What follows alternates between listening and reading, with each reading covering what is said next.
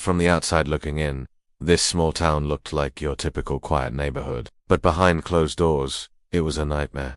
What is going on here? Let's find out in today's episode. It all started when a woman called the police to report her husband missing. His name was Peter.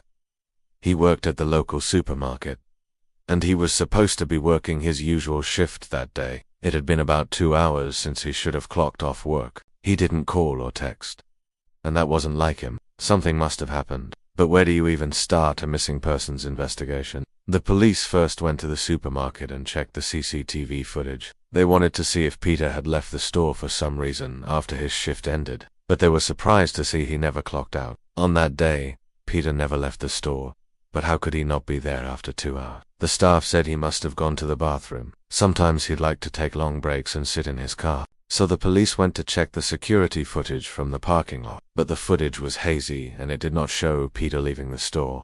And so the search continued. Peter had a phone, but it was turned off. That wasn't like him. He would always turn his phone off when he went to work because the signal in the store was really bad, but he would never leave it off for more than an hour. As the police were talking to the staff, one of them mentioned something. Peter always parked his car in the same spot every day, right by the back entrance of the store.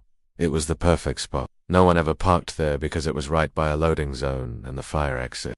The police checked the footage, and sure enough, Peter's car was parked in its usual spot. But then they noticed something strange. There was another car parked next to Peter's that wasn't usually there. It was a gray Toyota Camry, and what caught their attention was the fact that it had been moved several times during the workday. But why would someone keep moving their car during the day? And what connection did this random car have to Peter's disappearance?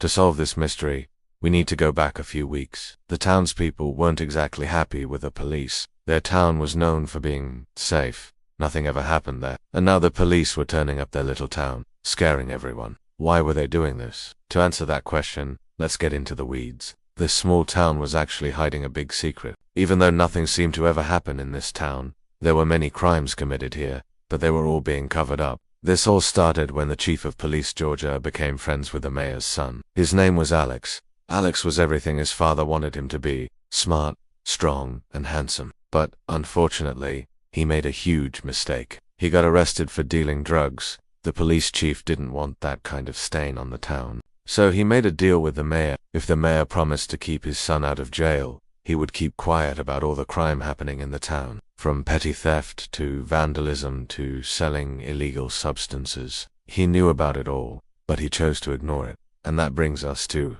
present day. The police were investigating Peter's disappearance, but George didn't want them to waste their time on a missing persons case. He told them to just chalk it up to an internal theft. Peter probably took the money and ran. But the detective in charge of the case, Sean, wasn't convinced. He felt like there was more to this story. The more he thought about it, the more he realized he needed to talk to the only person who could help them solve this case. Mary, she was the daughter of the mayor. She was smart, beautiful, and she knew everything that was going on in the town.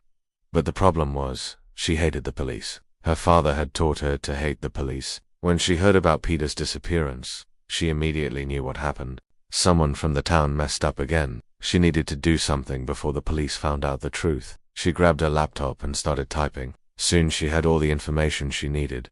Then she posted it online for everyone to see. She exposed the people of this town. She told everyone what they were doing and what they had done in the past.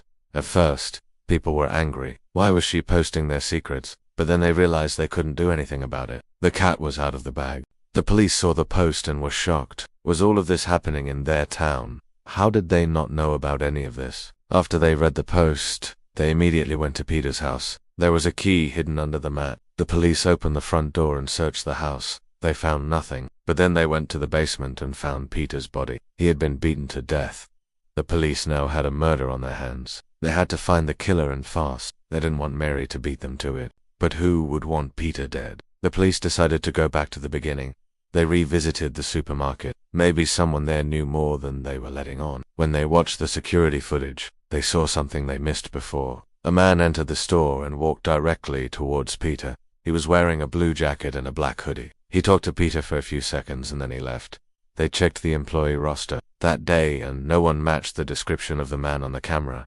The police now had a lead. They just had to follow it. They tracked down the owner of the gray car. His name was Larry. He was shocked when he saw the police. He thought he had parked in a different spot that day, but he admitted he did park next to Peter's car. But he said he left the moment he arrived. He was on his lunch break, and he needed to rest. He had no idea what was going on. The police searched his car, but it was clean. There was no evidence linking him to the crime scene. He was cleared of suspicion and allowed to go home. But the police knew he was lying. There was something strange about him, but they couldn't put their finger on it. As they were leaving, one of them noticed something. Larry's license plate. It wasn't from this state. In fact, it was from a neighboring state. This was a small town. Not many people from other states ever visited. So why would this guy drive all that way just to park his car at the supermarket? Now the police were onto something big. They discovered Larry had connections to a gang in another state. They also found out he was wanted for questioning in another murder investigation. But how was this possible? Why was he involved in 2 murder investigations? The police decided to bring Larry in for questioning. They needed answers, but Larry was clever. He had an alibi for the day of the murder. He proved he was at a diner having lunch when Peter was killed. But even though he wasn't the killer, he still had something to do with the crime. After all, he was in town. The police kept questioning him until finally he broke down. He told them everything. As it turns out, Larry was hired to kill Peter. He drove all the way from his state to this small town to carry out the hit. Who wanted Peter dead, and why? Larry said he met with a person who hired him at a diner. It was the mayor. He wanted Peter dead because he knew too much. The police immediately arrested the mayor. They found DNA evidence linking him to the crime scene. But why did Peter know too much? The police searched Peter's house and found a hidden hard drive. On it, they found footage of the mayor dealing illegal substances. He was running a drug ring right under everyone's noses. But who was he supplying the drugs to? The police checked the security footage from the supermarket. Every day, the same man would come in and buy something from the customer service desk. It was Mary. She was buying drugs from her father. He was feeding her a dangerous addiction. But what did Peter have to do with it? He was the one who supplied the drugs to the store. He delivered them to the back room where the mayor hid them. The entire time he was working at the supermarket, he was involved in the drug trade. And when the mayor found out, he decided to silence him. As the police were arresting the mayor, Mary walked in. She couldn't believe what she was seeing. Her father was being arrested. She ran over and tried to stop the police, but it was too late. Everything was over. Now, the police had all the pieces of the puzzle. They had uncovered the dark secret plaguing this small town. Thank you for watching. We hope you enjoyed the video. Please subscribe for more content.